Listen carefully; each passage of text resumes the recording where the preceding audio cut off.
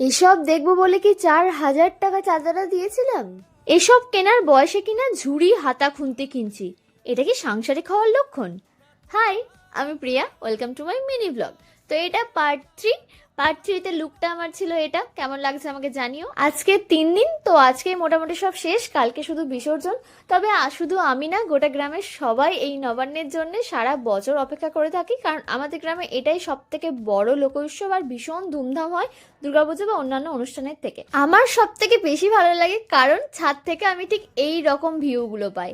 আর বেশিরভাগ প্যান্ডেলগুলো সব বাড়ির পাশেই পাশাপাশি হয়, আর তার সাথে বাড়ির সামনে প্রচন্ড পরিমাণে ভিড়, ফুচকা, প্রচুর সাজগোছের দোকান, সব মিলিয়ে জাস্ট ফাটাফাটি। এই সবের মধ্যে ফেভারিট কারণটা হলো এই 5টা দিনই আমার বাড়ির সামনে ফুচকা দাঁড়িয়ে থাকে, মানে একদম বিকেল থেকে সেই রাত পর্যন্ত। আর তার সাথে সাথে এরকম লাইটিং, প্রচুর মানুষ, কেনাকাটা। আর কোথায় আমি এসব কিনবো তা না, সেখান থেকে এখন ঝুড়ি, বাটি, ঘটি এসব কিনছি।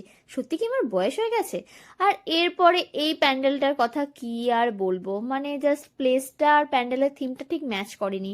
If you know then you know, বেশি কিছু বললে এখনই কন্ট্রোভার্সি শুরু হয়ে যাবে। চলো এরপর আমার ফেভারিট সংগুলো তোমাদের শোনায়, যেটা শোনার জন্য বাড়িতে 4,000 টাকা চাঁদা কেটেছে। ওকে, তোমরাও আমার সাথে এনজয় করো।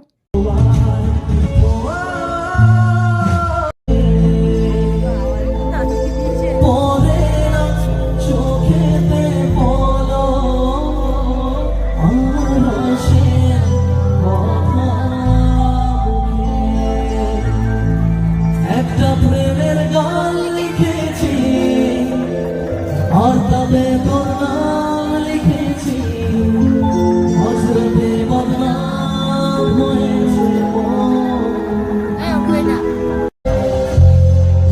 যা খুশি সবাই।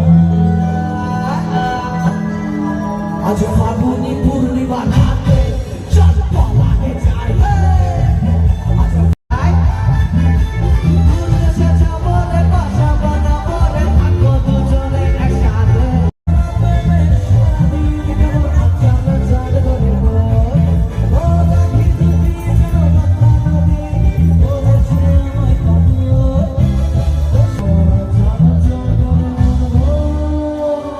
আচ্ছা তোমরাই বলো, চাঁদাটা কি আমার জলে গেল নাকি দিয়ে কিছু লাভ হলো? দেখা হবে আবার বিসর্জনের ব্লগে, ততক্ষণ সঙ্গে থেকো, টাটা।